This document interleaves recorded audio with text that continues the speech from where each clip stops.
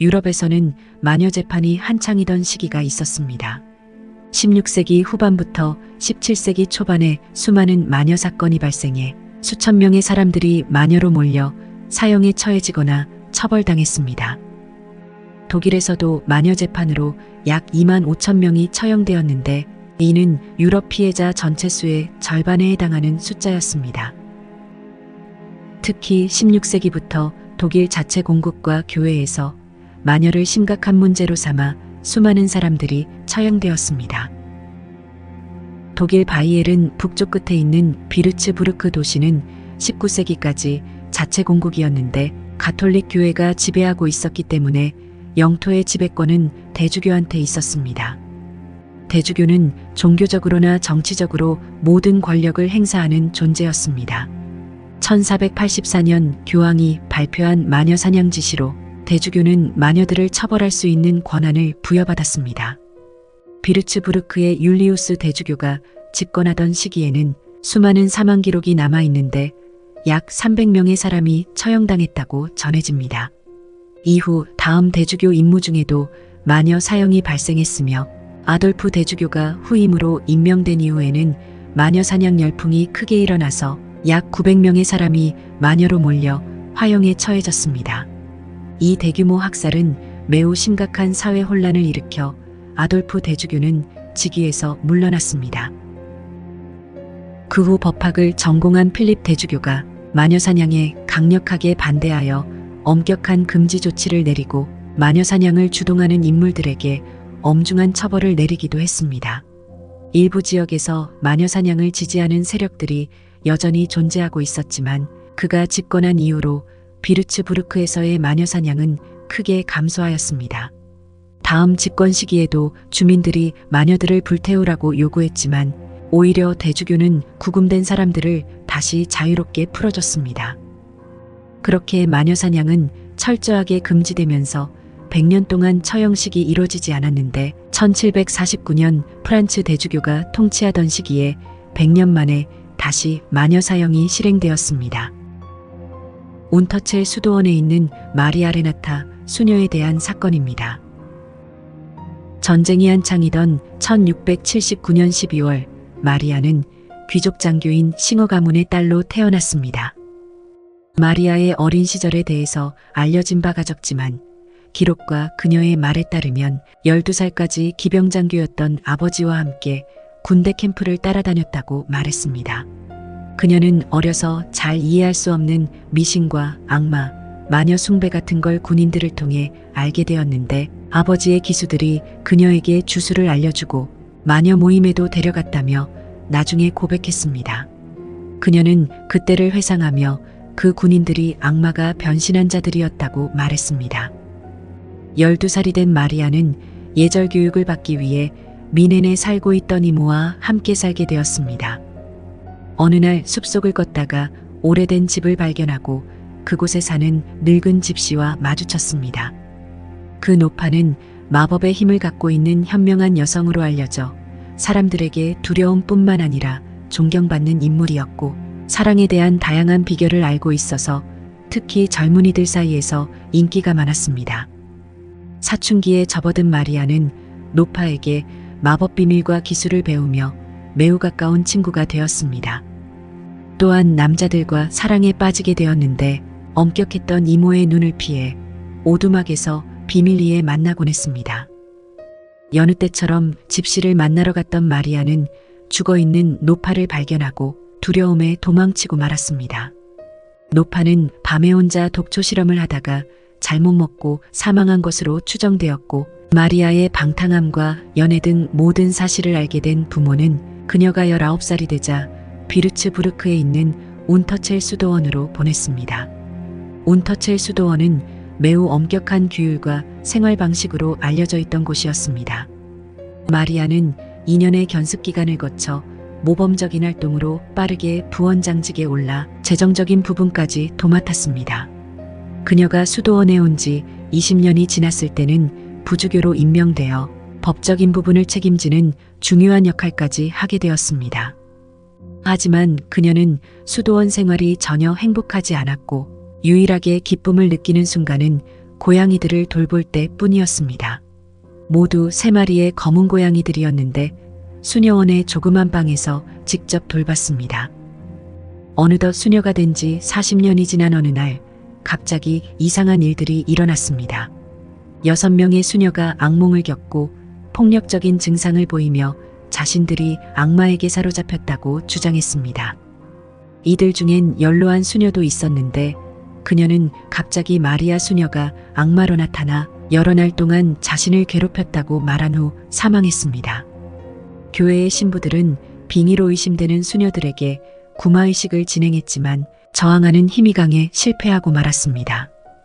일부 빙의된 수녀들은 자신들이 마리아를 섬기는 악마라고 소리질러 구마의식을 진행한 신부마저 그녀를 마녀로 의심하기 시작했습니다. 수녀원은 마리아가 키우던 고양이들을 모두 빼앗아 제거했습니다. 빙의된 4명의 수녀들은 밤에 계속해서 발작을 일으키고 보이지 않는 힘으로부터 구타를 당하며 고통을 겪었습니다. 또한 밤에 몽유병에 걸려 걸어다니는 모습을 목격했다는 소문이 돌아 수녀들이 두려움과 공포에 사로잡히게 되었습니다. 이러한 사건은 마리아가 70세가 될 때까지 꾸준히 발생했습니다. 수도원에서 일어난 이 끔찍한 사건은 인근 마을 주민들 사이에 퍼져 모든 질병과 가축 사망, 가뭄 등 모두 마리아를 마녀로 몰아가는 소문으로 이어졌습니다. 수도원의 신부도 악마의 괴롭힘을 당했다고 주장하면서 마리아가 범인으로 지목되었습니다. 어느 날 마리아가 동료 수녀의 방에 나타나자 그 수녀는 마리아를 고행도구인 채찍으로 때리고 내쫓았습니다. 그리고 다음 날 원장 수녀와 수도원의 성직자들이 마리아의 방을 조사하면서 각종 마녀 도구, 이름 모를 기름이 담긴 병, 다양한 약초, 그리고 마녀회의에서 착용하는 노란 치마를 발견해 69세의 마리아는 주술 혐의와 마녀로 체포되었습니다. 1749년 2월 5일 수도원에서의 신문에서 그녀는 60년이 넘는 기간 동안 마녀였다고 인정했습니다.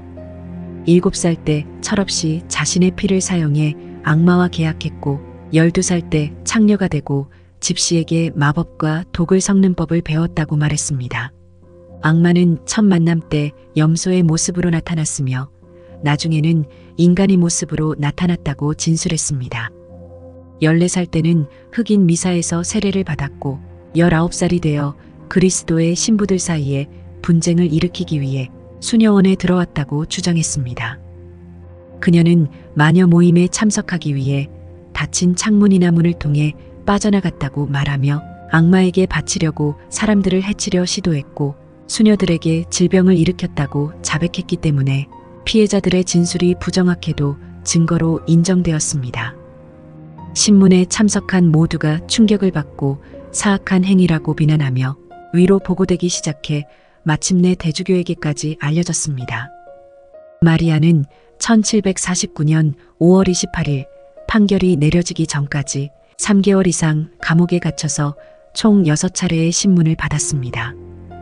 결국 이단과 주술 악마 숭배 등 모든 죄가 인정되어 사형 선고가 내려졌고 화형식이 적힌 판결은 대주교가 다소 완화된 방식을 지시하여 참수 후 시신을 불태우는 것으로 변경되었습니다.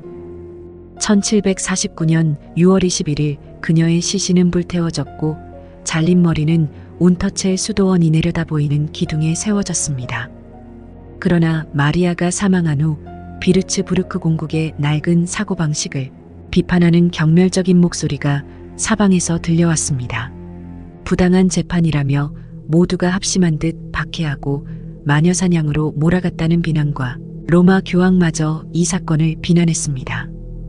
현대에 이르면서도 유럽의 마녀사냥과 관련한 사례들 중 종교적인 편견과 잘못된 신앙에 의한 사건으로 기록되고 있는데 일부 역사학자들은 그녀가 잘못된 재판을 받았다며 그 이유로 그녀가 받은 심한 고문을 거론했습니다.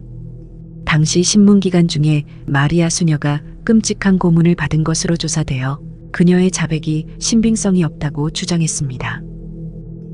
또한 그녀를 기소한 증인들의 증언도 사실에 근거한 것이 매우 부족했다며 대부분의 증인들이 마리아 수녀와 관련해서 추정된 이야기나 주장을 제시하여 신뢰할 만한 증거로 보기 어렵다고 말했습니다. 그 중에는 악마 빙의를 주장한 수녀들이 오늘날 간질이나 정신병으로 분류되는 질병으로 의심된다며 수녀들이 심한 경련과 실신 통증을 겪었지만 당시 의학 지식이 부족한 시기에 병의 원인을 알 수 없어 악마의 탓으로 돌렸다는 의견을 내놨습니다. 마녀사냥 시대에는 마법과 마녀 모임, 악마의 계약 등 관련된 많은 오해와 유령 이야기가 퍼져 있었습니다.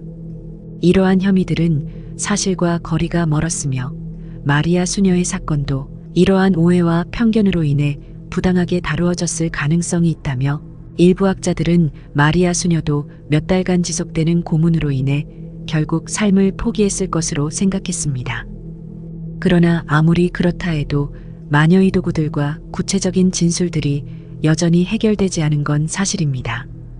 마리아의 사건은 현대 역사학 연구에서도 주목받는 주제로서 이를 통해 마녀 사냥에 대한 연구들이 계속 진행되고 있습니다.